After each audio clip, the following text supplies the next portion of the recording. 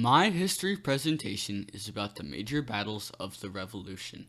The first major battles of the Revolution were the battles of Lexington and Concord, in which the British commanders Colonel Smith, Major Pitcairn, and Lord Percy attempted to seize militia stores in Lexington, Massachusetts from the rebels. Paul Revere and William Dawes set out to warn the rebels about the British army coming to take their weapons and ammunition. After avoiding many British patrols, they eventually got to Lexington in time to warn the rebels of the impending British attempt to take their stores. This ride would be immortalized by Henry Wadsworth Longfellow's poem, Paul Revere's Ride. Ironically, William Dawes was not to be mentioned in the poem and was lost to history. Because of the great efforts of Paul Revere and William Dawes, the rebels had time to prepare for the British. The first shots were fired in Lexington on April 19, 1775. Historians have yet to determine who shot first in the conflict. The rebels quickly retreated due to the fact that the British greatly outnumbered them. That day, rumors spread quickly that the shots had been fired at Lexington and British were marching towards Concord. Soon rebel militias were pouring in from all over the countryside. When the British arrived, the rebels beat them back at the North Bridge, and soon the British were en full route back to Boston. The militias kept attacking the British forces on their way back, attacking from behind trees and rocks in what was considered a very ungentlemanly style of warfare. This tactic worked, however, when the casualties on the British side numbered 73 dead and 174 wounded, and the rebels' casualties numbered only 49 dead and 39 wounded. Even though these battles can be considered only minor skirmishes, the outcomes would start off the Revolutionary War and would later cause the poet Ralph Waldo Emerson to write the Lexington hymn, where we get the phrase, "the shot heard round the world."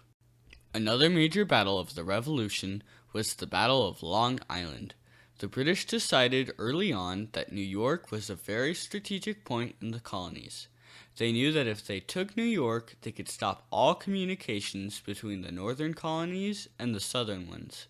General Washington also understood this, so in April 1776, he marched his troops from Boston to New York. On August 22nd, the British landed on Long Island and attacked the city. After a day of vicious fighting, the Americans had retreated into what was known as Brooklyn Heights and were preparing for the British to attack. General Howe decided that he did not want to attack the hill because he feared it would turn out like Bunker Hill did. Instead, he ordered his guns to be set at a safe distance away from the hill and trenches to be dug all around Brooklyn Heights.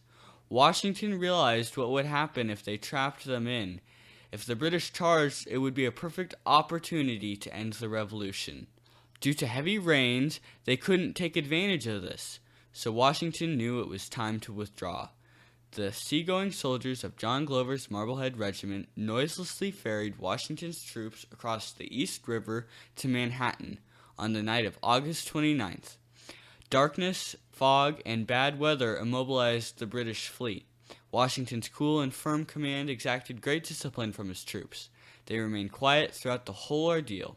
Because of the silent way in which he evacuated his troops, he had kept the British in utter ignorance of the retreat that he had ordered.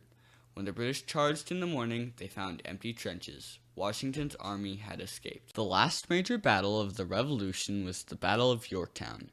Yorktown is a port near the Chesapeake Bay in Virginia. General Cornwallis brought his troops there in August of 1781.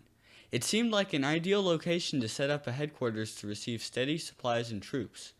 The British felt that with a steady stream of supplies coming in, Virginia would soon be theirs.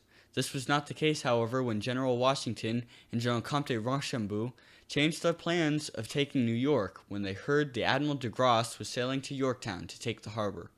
A coordinated attack on Yorktown would cripple the British army and give the Continental Army a big advantage. Washington started with his troops the long 500-mile march from Rhode Island to Yorktown. They met up and combined forces with the Marquis de Lafayette, Baron von Steuben, and Anthony Wayne. They got news that the French fleet had defeated the British fleet and taken the Chesapeake Bay, and that Yorktown had no defense from the sea. Washington's reaction to this news was nothing short of joy. They continued their march to Yorktown, and when they arrived, they dug trenches all around the city and positioned their cannons. The British were quickly running out of food, so they eventually were forced to slaughter hundreds of their horses and eat them. Over the next week, there were many tiny skirmishes between the United States and the British. The battle ended when the United States and the French started bombarding the city non-stop for days. The British soon surrendered due to their lack of food and the constant rain of artillery upon them. As the British surrendered, their band played "The World Turned Upside Down" as a way of stating the irony of that moment.